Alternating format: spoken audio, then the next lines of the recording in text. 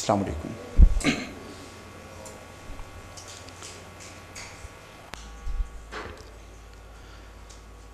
बिस्मिल्लाहिर्रहमानिर्रहीम।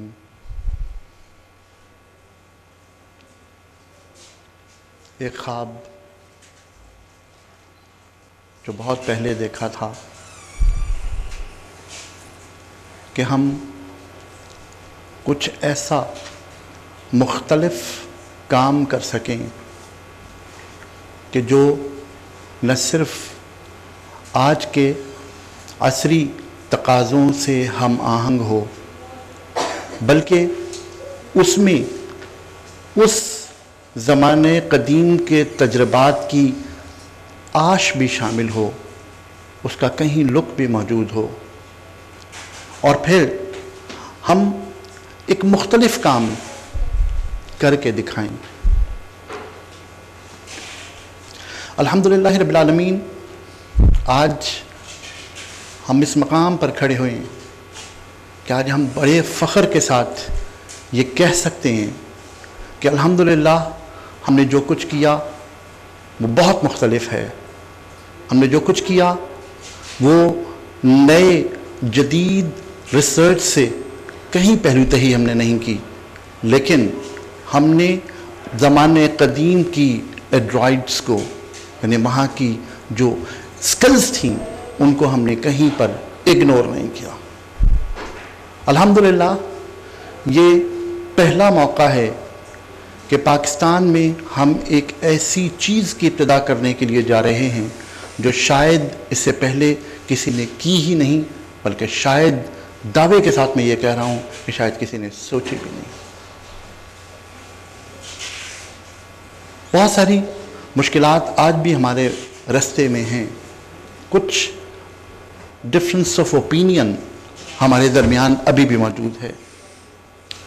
Difference of opinion इस मानों में कि दुनिया में बहुत सारे लोग मौजूद हैं जो मुख्तलिफ़ किस्म के छोटे छोटे से क्लब्स खोलते हैं, जिम्स खोलते हैं, और उन जिम्स पर पूरी तरह काम करते हैं।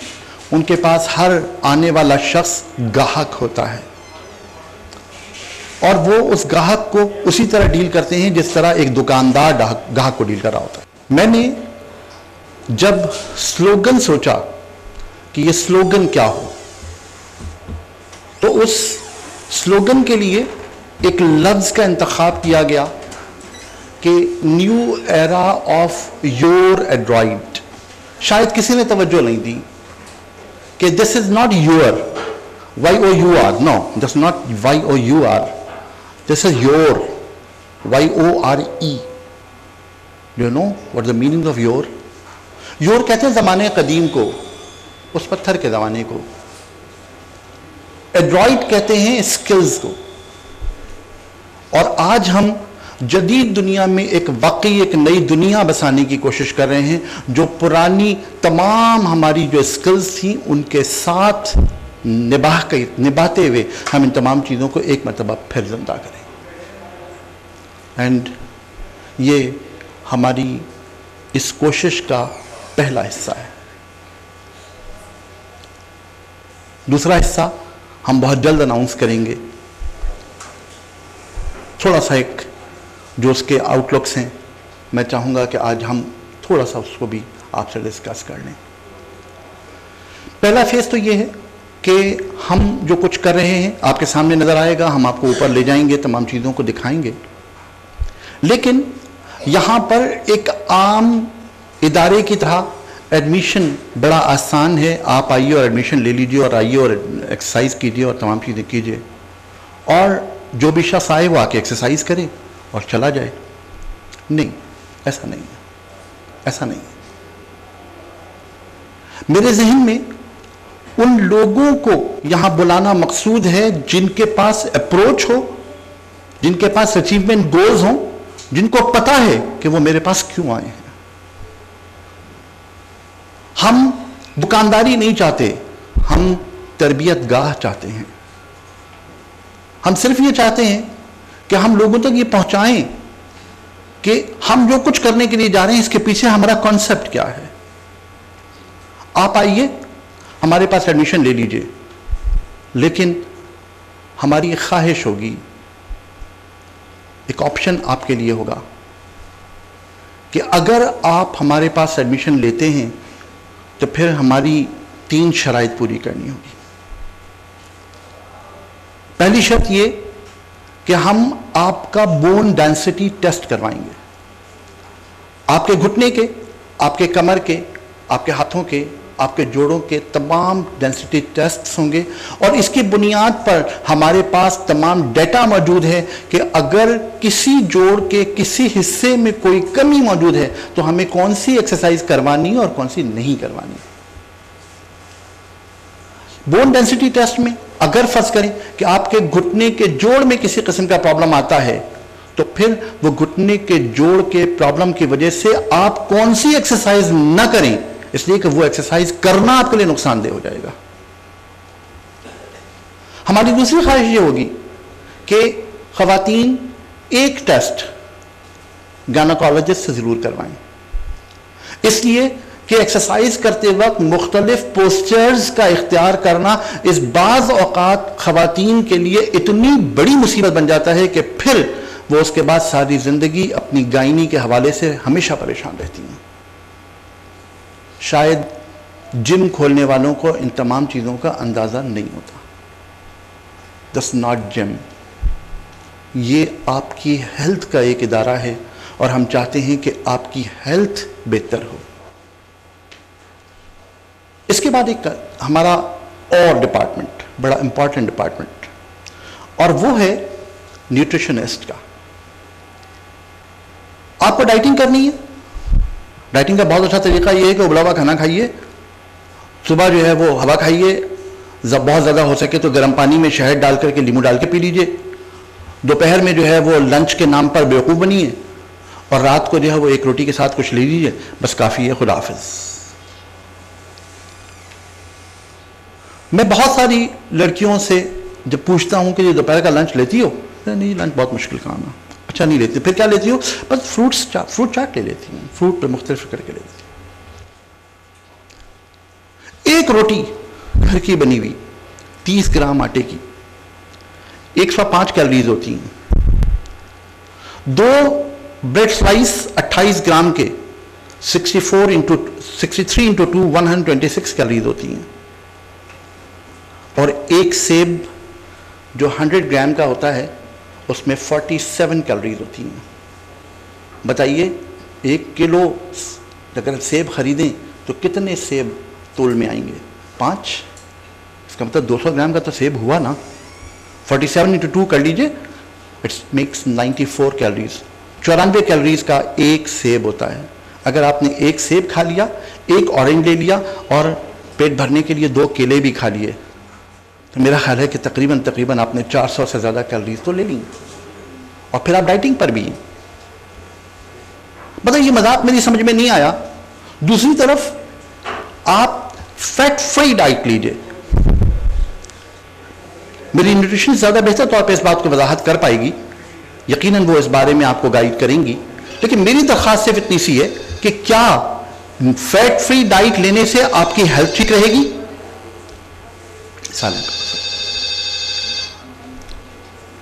अगर आप फैट फ्री डाइट ले रहे हैं और आप 3 महीने तक फैट फ्री डाइट लेते रहे तो यह बात ज़हन में रखिएगा कि हमारे जिस्म के मुख्तलिफ विटामिन्स हमारे जिस्म में जो मौजूद होते हैं उसकी 2 मुख्तलिफ बेसिक क्लासिफिकेशंस हैं।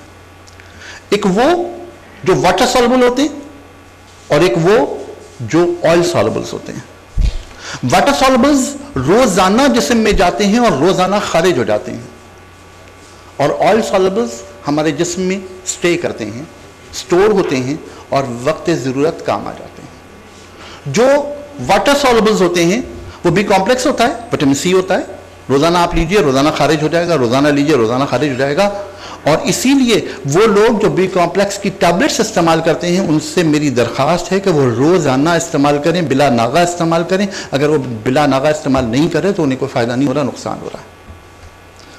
दूसरी क्लासिफिकेशन वो है कि जो ऑयल सॉल्युबल्स होते हैं। ऑयल सॉल्युबल्स में बुनियादी तौर पर मैं जिनको आम तौर पर गिनता हूँ वो 4 विटामिन होते हैं। Vitamin A retinol, vitamin A अगर कम हो जाए तो जो सबसे पहली बीमारी होती है वो रतौंधा होती है। पता नहीं लोग जानते हैं कि नहीं, रतौंधा रात को नज़र नहीं आता, रात को कम नज़र आता है, लोग यूं यूं करके देख रहे होते हैं और ख़ासतौर से टीवी के सामने भी यूं करके बैठे होते हैं।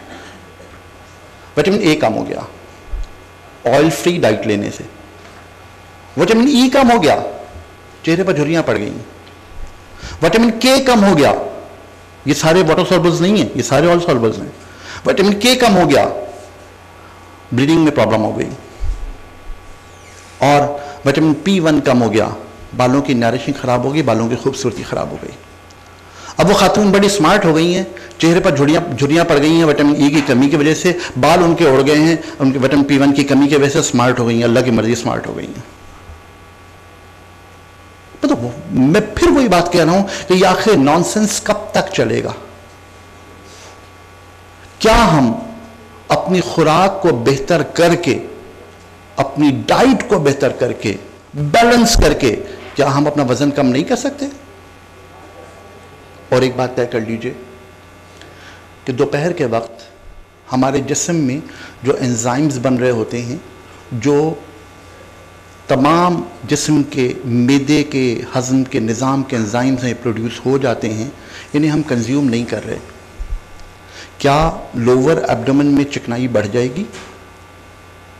बहुत सारे सवालात मेरे जहन में हैं ऐसे, जिनको अगर मैं डिस्कस करने के लिए बैठूं तो शायद मैं बहुत सारा आपका टाइम ख़राब कर दूं। मैं ये सब कुछ नहीं कर रहा, लेकिन मैं सिर्फ बुनियादी बात कर रहा हूं कि हमारे पास आने का पहला फ़ायदा ये है कि हम आपको साइंसी बुनियादों पर ये तमाम चीज़ें गाइड करके देंगे कि आपकी खुराक क्या होनी चाहिए, आपकी रिक्वायरमेंट क्या है, और इन तमाम चीज़ों के हवाले से, आपकी ज़रूरत के हवाले से आपको क्या क्या चीज़ें लेनी है। दूसरी बात, ये हमने ऑप्शन दे दिया। ऑप्शन देने की वजह सिर्फ एक इख्तलाफ है। मैं तो इसे कहता हूं ये कंपलसरी होना चाहिए, मैं ये कहता हूं कि इसे कंपलसरी होना चाहिए, लेकिन मेरे और मेरे बेटे के दरमियान ये इख्तलाफ है। उसका ये कहना है कि अगर आप इसको कंपलसरी कर देंगे तो लोगों के दरमियान ये बात होगी कि आप शायद लूटने का कोई बंदोबस्त कर रहे हैं, तो लिहाजा आप लोगों को ये ऑप्शन दे दीजिए कि जी ये ऑप्शनल है, आप चाहें तो करवा लीजिए, लेकिन इसके करवाने में आप ही का फ़ायदा है। क्योंकि मैं हमेशा ये कहता हूँ कि आज की जो नस्ल है वो पुरानी नस्ल से ज़्यादा अक्लमंद है, ज़्यादा दूर तक सोचती है, बहुत जल्दी फैसले करती है। आई सरेंडर्ड। ये ऑप्शन मैंने अपने हर मेंबर को दे दिया कि ये करवा लीजिए। हाँ, मैं कन्विंस ज़रूर करूँगा कि करवा लेना आपके लिए फ़ायदेमंद है, न करवाना आपके लिए नुकसानदेह है। इसलिए कि अगर बोन डेंसिटी के बारे में मुझे मालूम होगा कि आपकी बोन्स में कहाँ कहाँ कमी है, कहाँ कहाँ खराबी है, तो मुमकिन है कि मैं वो तमाम पोस्टर्स आपसे कभी ना करवाऊं जो आपको नुकसान दे सकते हैं। अदरवाइज गलती से अगर वो पोस्टर आपने इख्तियार कर लिया जो आपके लिए नुकसानदेह है, तो फिर नताइज की जिम्मेदारी फिर आप ही की। थोड़ी सी बात अब मैं अपने अगले मरहले की कर लूँ। ये मरहला तो सामने तैयार है, इसकी तमाम चीज़ें आपके सामने मौजूद हैं। आज बदकिस्मती से डॉक्टर फ़ायज़ा तो मौजूद हैं जो न्यूट्रिशनिस्ट के हवाले से हमें बात करेंगी। रुखसाना ख़ान जो हैं वो थोड़ी सी मसरूफ़ हैं, उनकी बेटी की तबीयत कुछ ज़्यादा ख़राब है, वो हॉस्पिटलाइज़ है, और उन्हें वादा ये किया है कि दरमियान में थोड़ा सा भी मौका मिला तो मैं आऊँगी ज़रूर। रुखसाना ख़ान किसी तारुफ़ के मोहताज नहीं। अभी मेरी थोड़ी देर पहले योगी वजाहत साहब से बात हुई, और योगी वजाहत साहब जो हैं वो इस हवाले से मसरूफ़ हैं थोड़े से, लेकिन आ ज़रूर रहे हैं, वो आएंगे ज़रूर, अपने टॉपिक पे ज़रूर बात करेंगे। एक और नया टॉपिक जिस पर हमने बात करने की कोशिश की वो है foot management. What is your foot? जूता क्या है, पैर क्या है? जब मैं इस पैर के बारे में बात कर रहा था तो मैंने इस टॉपिक पर पहली मरतबा बात की हम टेलीविज़न पे गज़ल के एक प्रोग्राम में। उसके बाद मेरी बात हुई, एक प्रोग्राम मैंने पाकिस्तान टेलीविज़न पे किया था जिसकी होस्ट जो हैं वो समीना और उस्मान पीरज़ादा थे। प्रोग्राम के बाद हम लोग थोड़ी देर बैठे रहे तो जब मैंने अपनी बात की वजाहत की कि पैर कैसे होता है और क्या होता है, मैं इस वक्त बहुत ज़्यादा तफसील से इसलिए नहीं जाना चाह रहा कि आयशा का हक़ मारूंगा। आयशा इस हवाले से हमारी स्पेशलिस्ट हैं और वो उसको तमाम चीज़ों को हाईलाइट करेंगी, तो मैं इस वक्त नहीं बात कर रहा। लेकिन उसके बाद मैं उन पोस्चर्स के बारे में ज़रूर बात करूंगा जो आयशा जहां पर टॉपिक अपना छोड़ देंगी, उसके बाद उस टॉपिक को मैं लेकर के आगे जाऊंगा और मैं उसके बारे में आपसे ज़रूर बात करूंगा, इसलिए कि मैं इस बात को बबांगे दोहर कहना चाहता हूं कि वॉक करते वक्त आपका पोस्चर क्या होना चाहिए, आपके हाथ कैसे होने चाहिए, हाथ खोल के वॉक करने से क्या फर्क पड़ेगा, हाथ बांध कर वॉक करने से क्या फर्क पड़ेगा, आगे झुक कर वॉक करने से क्या फर्क पड़ेगा, पीछे हटकर वॉक करने से क्या फर्क पड़ेगा। इन तमाम पोस्टर्स के बारे में मैं आपको एक मकाला पढ़कर सुनाऊंगा हकीम जालिनूस का, और मैं कसम खाकर कहता हूं कि आज भी यूरोप के पास लेटेस्ट नॉलेज के बावजूद उन तमाम चीज़ों के बारे में कोई इंफॉर्मेशन नहीं है। This is my a new topic कि आपका पैर कैसा है और पैर की तब्दीली या पैर के मुख्तलिफ शेप्स की वजह से आपके जिस्म में क्या क्या तब्दीलियाँ आती हैं, आपके पैर थकते कैसे हैं, हाई हील शूज़ पहनने से आपको क्या नुकसान होता है, आपके गायनी के कहाँ कहाँ मसाइल पैदा होते हैं। ये मेरा एक अगला टॉपिक है जो शायद अब तक पाकिस्तान में किसी ने नहीं छेड़ा, जबकि मेरे पास ये रिसर्च मौजूद है कि पाकिस्तान में 70% लोगों का पैर ख़राब है, सिर्फ 30% लोग नॉर्मल पैर के साथ जिंदा हैं।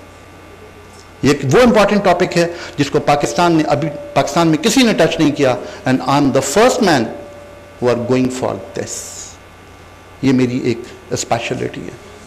हम बहुत जल्द अपना ब्रोशर लेकर आ रहे हैं, उसमें हम अपनी हर डिपार्टमेंट के बारे में इंफॉर्मेशन देंगे, और उस इंफॉर्मेशन जो इंटरनेशनली रिकॉग्नाइज्ड इंफॉर्मेशन होगी उसके साथ हम ये बात भी जरूर आपको देंगे कि व्हाट इज अवर स्पेशलिटी, हम क्या कर रहे हैं इसमें, हमने क्या तब्दीली की है।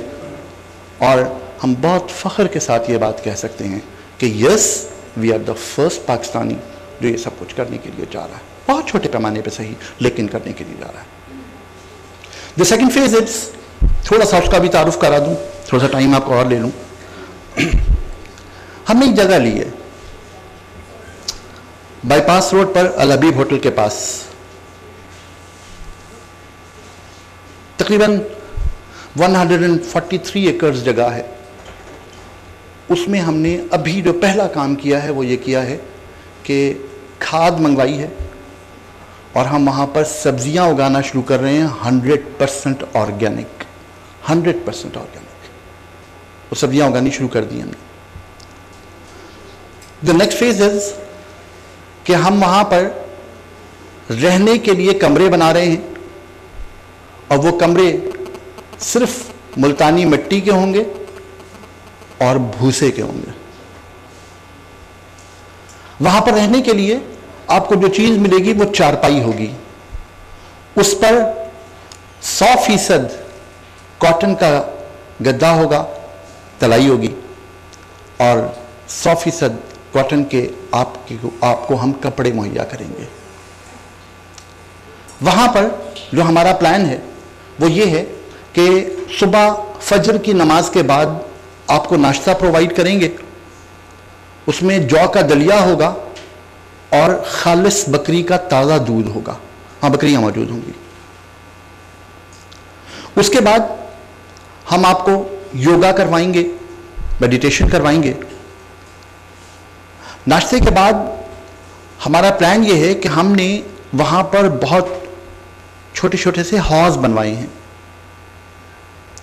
उसमें हर शख्स अपने अपने हिस्से में चला जाएगा, वो पानी में 2 से लेकर 2.5 घंटे गुजारेगा, और उस पानी में जाने के साथ उसके पास एक पाउच होगा। उस पाउच में कुछ मेडिसिन होंगी जो उसकी नीड के लिए होंगी कि उसे क्या अपने जिस्म का कोई हिस्सा कम करना है, क्या उसे जोड़ों के दर्द के हवाले से कोई चीज़ चाहिए, या उसके साथ कोई मसला है जिसकी बीमारी का उसे इलाज चाहिए। तो वो 1-2 घंटे का टाइम जो है वो पानी में गुजारेगा। जोहर की नमाज के बाद लंच मिलेगा, और लंच की खूबी ये होगी कि वहीं पर गंदुम चक्की से पीसी जाएगी, और वो फ्रेश गंदुम का आटा जो है वो आपकी रोटियों के लिए मुहैया होगा। उसके साथ जो सब्जियां होंगी वो वहीं की उगाई हुई 100% ऑर्गेनिक सब्जियां होंगी जो मिट्टी की हांडी में पकाई जाएंगी।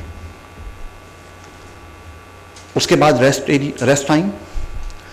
इसके बाद असर की नमाज के वक्त हम उन लोगों को जो किसी शदीद बीमारी के मरीज़ हैं, मसलन वो लोग जो हेपेटाइटिस के मरीज़ हैं, वो लोग जो खुदा न खास्ता कैंसर के मरीज़ हैं, उनके लिए हम ऊँटनी का दूध मुहैया करेंगे, खालिस ताज़ा, और वहाँ पर ऊँटनी मौजूद होगी।